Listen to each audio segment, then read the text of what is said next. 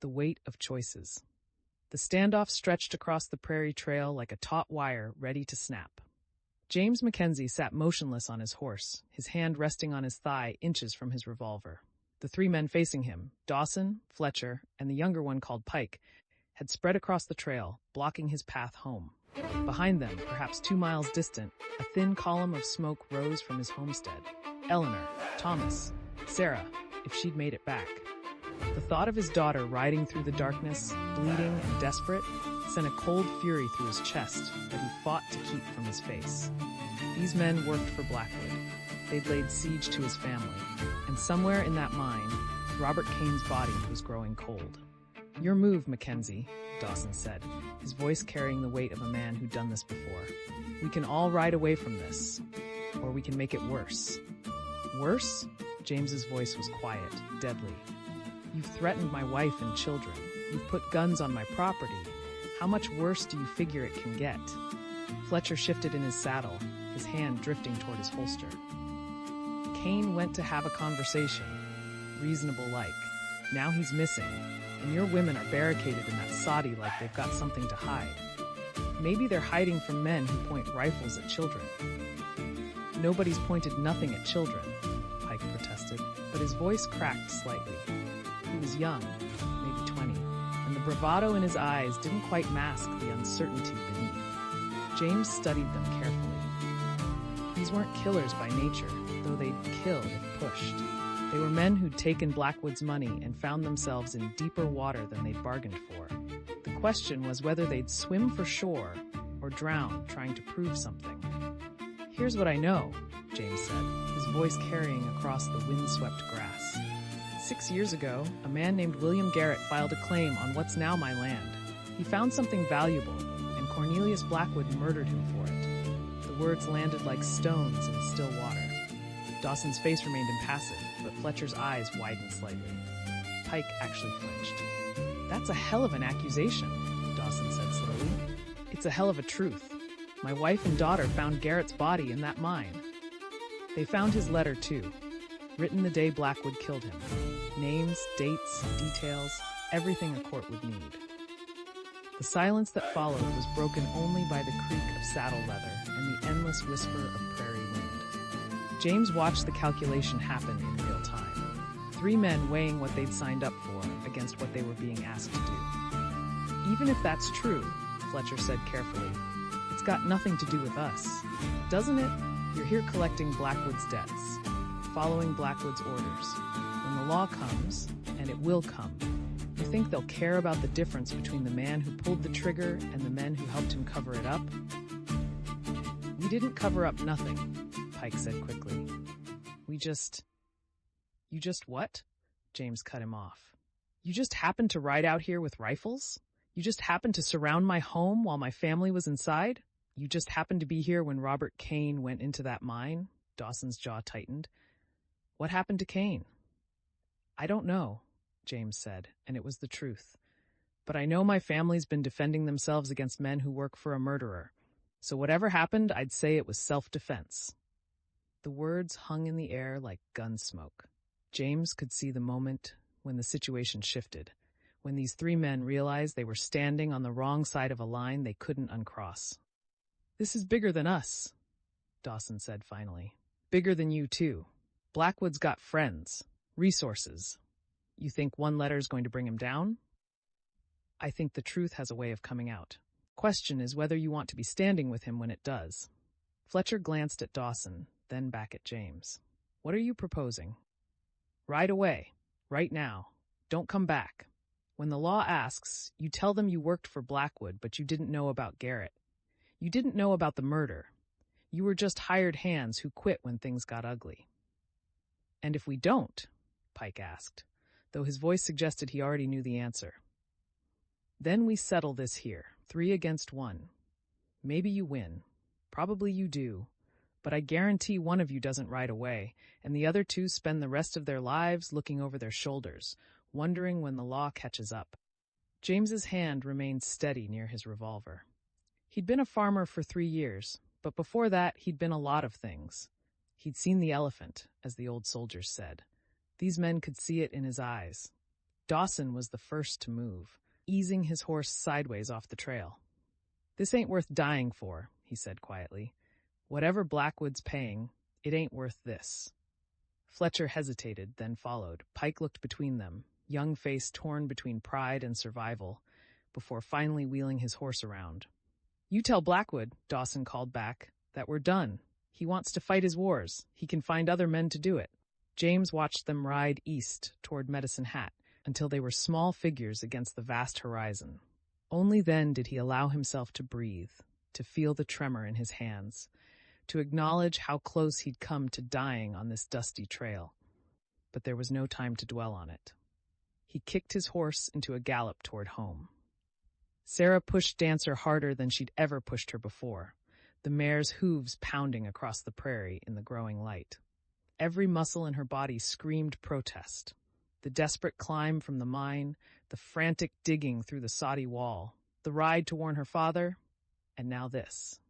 But the Thornton homestead was only another mile, and her family's survival might depend on reaching it. The sun was fully risen now, painting the grasslands in shades of gold and amber. In other circumstances, it would have been beautiful. Now it only meant that Blackwood's men could see her coming from a mile away.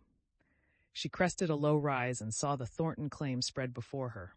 A larger soddy than the Mackenzies, a proper barn, fields that showed the progress of 4 years instead of 3.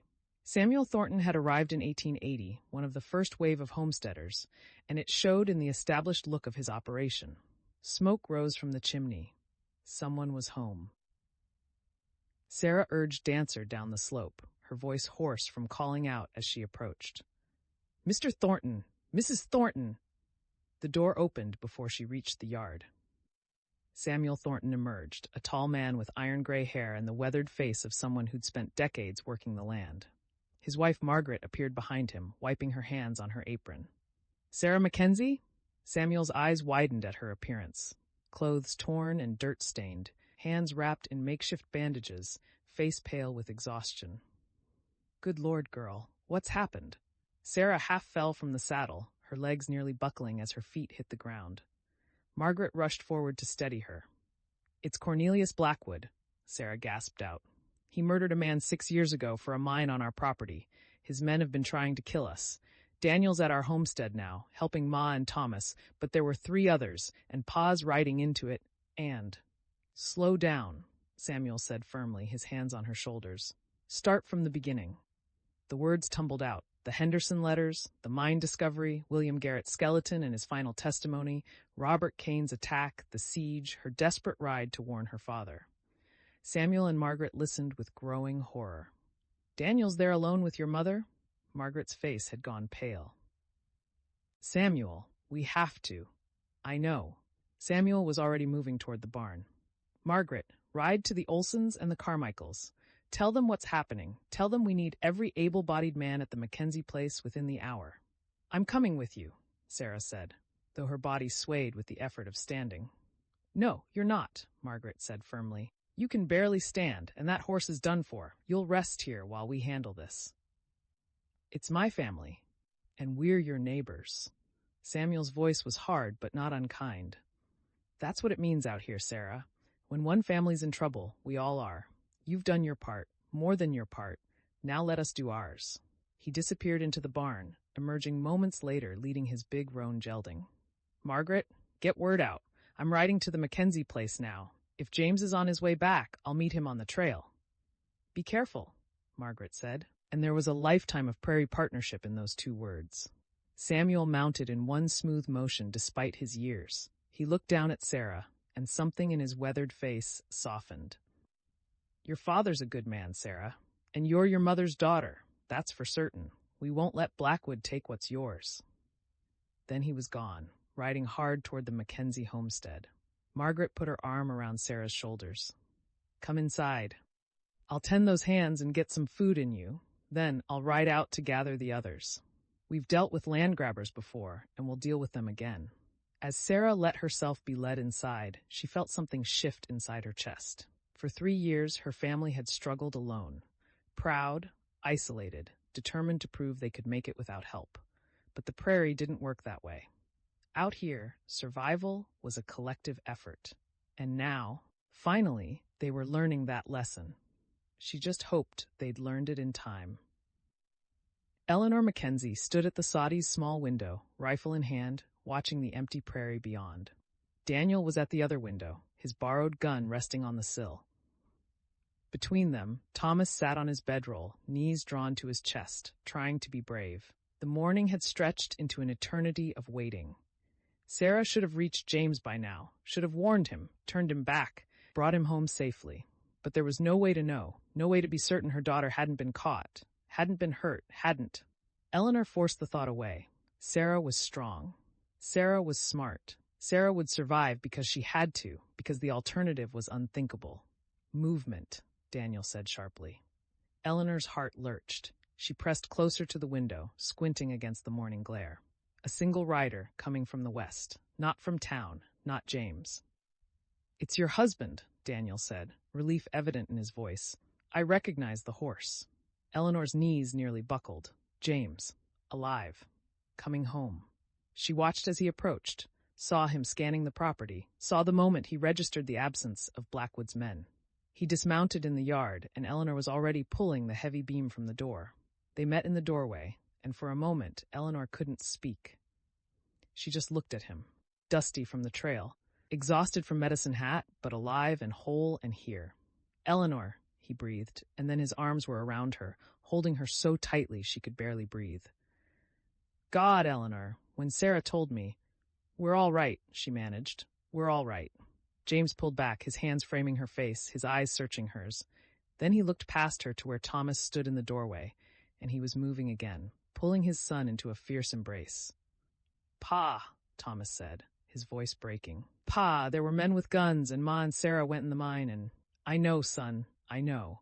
James held him close. "It's going to be all right now." Daniel had stepped outside, giving them space. James met his eyes over Thomas's head. "Daniel Thornton, Sarah told me what you did, how you stayed." "Wasn't going to leave them alone," Daniel said simply. "I won't forget it." James's voice carried the weight of a debt that could never be fully repaid. Eleanor touched James's arm. "The men who were here, I met them on the trail. They're gone, headed back to Medicine Hat." He looked at her, and she saw the hardness in his eyes. "But Blackwood's still out there, and he knows we have evidence that could hang him." "Then we need to get that evidence to the law," Eleanor said. "Today, before he can act." "Samuel Thornton's coming," Daniel said from the doorway. "I see him on the northern trail." They turned to watch as the older homesteader approached, his horse lathered from hard riding. He dismounted quickly, his face grave. "James, Eleanor, thank God you're all right." He looked around the property, taking in the signs of siege, the disturbed earth where Sarah had dug through the wall, the scattered belongings. "Sarah made it to our place, told us everything. Margaret's gathering the neighbors now." "Samuel," James started, but the older man held up a hand. "No thanks needed. This is what we do." He paused, his expression hardening. "But we need to talk about what comes next. Blackwood's not going to let this go. A man like that backed into a corner? He's dangerous." "I know," James said quietly, "which is why I need to ride to Medicine Hat." "Get the law involved before." "Before he gets to the law first?" Samuel shook his head. "James, Blackwood's been in Medicine Hat for 6 years. He's got friends, influence. You ride in there with accusations of murder. Who do you think they'll believe? A struggling homesteader who's about to lose his claim, or a respected businessman with money and connections?" The words landed like blows. Eleanor felt her chest tighten. "Then what do we do?" "We make sure the truth can't be buried," Samuel said. "We get that evidence to someone who can't be bought, someone outside Blackwood's reach." "Who?" James asked. "Fort Walsh, the Northwest Mounted Police." Samuel's eyes were hard. "They answer to Ottawa, not to local money. And they've got jurisdiction over major crimes. Murder qualifies." "That's 3 days' ride," Daniel said. 2 if you push hard and know the trails." Samuel looked at James. "I'll go with you." 2 men traveling fast, changing horses at friendly homesteads along the way. We can make it in 48 hours. "And leave Eleanor and Thomas here?" James shook his head. "If Blackwood comes—" "He won't find them alone," Samuel said firmly. "Margaret's bringing the Olsons, the Carmichaels, the Bakers. We'll have 12 families here by sundown. Blackwood would have to bring an army to get through us. Eleanor looked at her husband and saw the war happening behind his eyes, the need to protect his family fighting against the need to end this threat permanently. She stepped close to him, her voice low. "Go," she said quietly. "Finish this.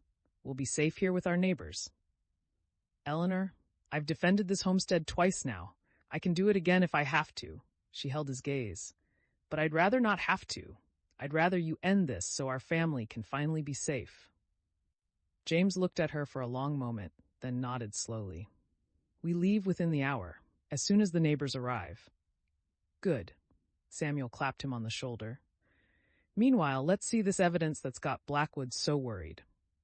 Eleanor retrieved the oilcloth-wrapped letter from its hiding place beneath the floorboards. She handed it to Samuel, watching as he carefully unfolded the brittle pages and began to read William Garrett's final testimony. His face grew darker with each line. When he finished, he looked up at James. "This is enough. More than enough. The mounted police will have to investigate." "Will they act in time?" Eleanor asked. "Before Blackwood?" "We'll make them act," Samuel said grimly. "One way or another." The sound of hoofbeats drew their attention. More riders were approaching from the south, 3 wagons and half a dozen mounted men. The neighbors were arriving. Eleanor watched as her homestead transformed into something else, a gathering place, a fortress, a community rallying point. The Olsons and Carmichaels arrived first, followed by the Bakers and the widow Jensen. Each family brought supplies, weapons, determination. This was what they'd needed all along. Not isolation and pride, but connection. Not independence, but interdependence. As the sun climbed higher, James and Samuel prepared for their ride to Fort Walsh. Eleanor helped them pack supplies: dried meat, hardtack, canteens of water. The letter was carefully secured in James's saddlebag, wrapped in oilcloth and leather to protect it from the elements. 2 days there, 2 days back, James said, holding Eleanor close one more time. "Maybe 3 if the weather turns, but I'll be back, and this will be over." "I know," Eleanor said, though her heart was breaking at the thought of him riding away again. "Go, save our home." He kissed her, fierce and desperate, then pulled away before his resolve could weaken. He knelt before Thomas, his hands on his son's shoulders. "You're the man of the house while I'm gone," he said. "Take care of your mother." "I will, Pa," Thomas said, tears streaming down his face. "I promise." James mounted his horse, and Samuel swung into his saddle beside him. The 2 men looked at the gathered homesteaders, neighbors who'd dropped everything to defend a family in need. "We won't forget this," James called out. "Any of it." "Just come back safe," Margaret Thornton called.